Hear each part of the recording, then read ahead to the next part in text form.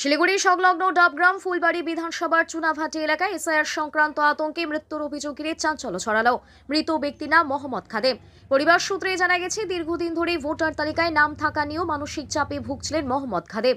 গতকাল সন্ধ্যার পর তার কোনো খোঁজ পাওয়া যাচ্ছিল না। আজ সকালে বাড়ি থেকে কিছুটা দূরে তার ঝুলন্ত দেহ দেখতে পান পরিবারের সদস্যরা। ঘটনার খবর পেয়ে ঘটনাস্থলে পৌঁছয় পুলিশ এবং দেহ উদ্ধার করে তদন্ত শুরু করে। মৃতের ছেলে মোহাম্মদ শাহিদের অভিযোগ, এসআইআর সংক্রান্ত আতঙ্কের কারণেই তার বাবার ঘুম চলে গিয়েছিল। তিনি জানান, 2002 সালের ভোটার তালিকায় বাবার নাম না থাকলেও পরিবারের কাছে পুরনো নথিপত্র রয়েছে এবং তারা দীর্ঘদিন ধরে ওই এলাকায় বসবাস করছেন। পরিবারের অন্যান্য সদস্যদের নাম ভোটার তালিকায় রয়েছে বলেও দাবি করা হয়েছে। ছেলের অভিযোগ, শুনানি সম্পন্ন হওয়ার পরও আতঙ্ক কাটেনি এবং সেই মানসিক চাপ থেকেই তার বাবা আত্মঘাতী হয়েছেন। ঘটনার খবর পেয়ে ঘটনাস্থলে পৌঁছন শিলিগুড়ির মেয়র গৌতম দেব। তিনি পরিবারের সঙ্গে কথা বলেন এবং পাশে থাকার আশ্বাস দেন। পরে সাংবাদিকদের মুখোমুখি হয়ে মেয়র গৌতম দেব জানান, জলপাইগুড়ি জেলায় এসআইআর সংক্রান্ত কারণে এখনো পর্যন্ত 7 জনের মৃত্যুর ঘটনা ঘটেছে বলে তার দাবি। এই ঘটনায় দায়ী নির্বাচন কমিশনের বলেও মন্তব্য করেছেন তিনি। ঘটনাটি ঘিরে এলাকায় শোকের আবহ। পুলিশ জানিয়েছে, সমস্ত দিক খতিয়ে দেখে ঘটনার তদন্ত চলছে। ঘটনাটা হয়েছে, বাবা ওই এসআইআর এর আতঙ্কের জন্য ইসে নিতে পারতেছিল না, মানে আতঙ্কে তিনি মনে করে ঘুমাইতে পারতেছে না। এখন কি করবে কি নাই সেটার জন্য এখন কি হবে এসআইআর এর পর ওইটা ভেবে মনে করে সুসাইড করছে। ফাঁস লাগেছে, গলায় দড়ি দিয়েছে। আপনার বাবার নাম বা পরিবারের নাম ওঠেনি ভোটে?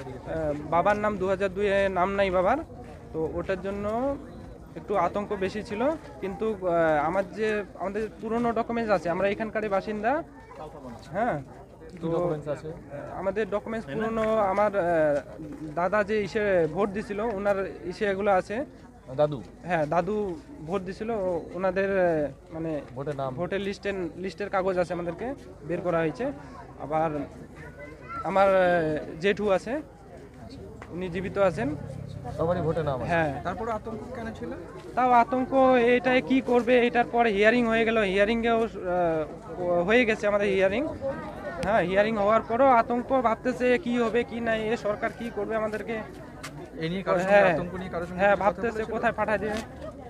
এমনি কারোর সাথে কোনো ইসে নেই।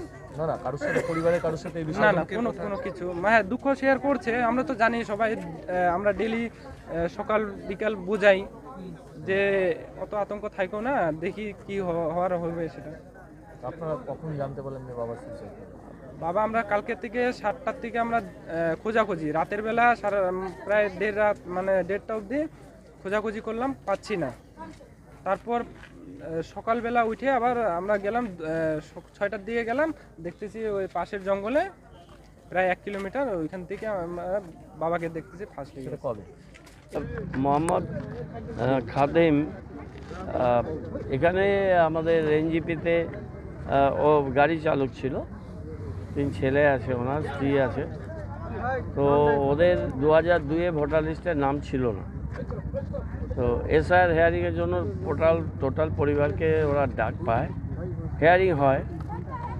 হেয়ারিং হওয়ার পরে মোহাম্মদ খাদেম উনি খুব টেন্স হয়ে যান, ডিপ্রেশনে চলে যায়।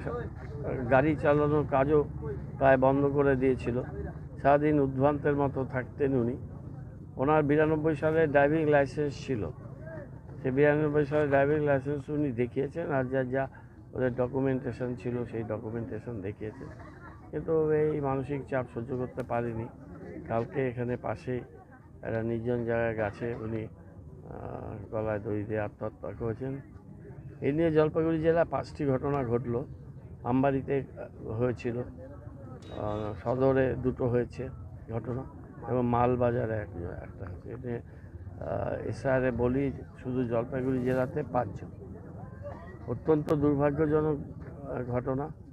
এরা একেবারে সাধারণ মধ্যবিত্ত লেভেল থেকেও আরেকটু নিচে। 3টে ছেলে, একটি ছেলে পড়াশোনা করে সূর্য সেন কলেজে, আর একটি ছেলে প্রাইভেট ফার্মে কাজ করে।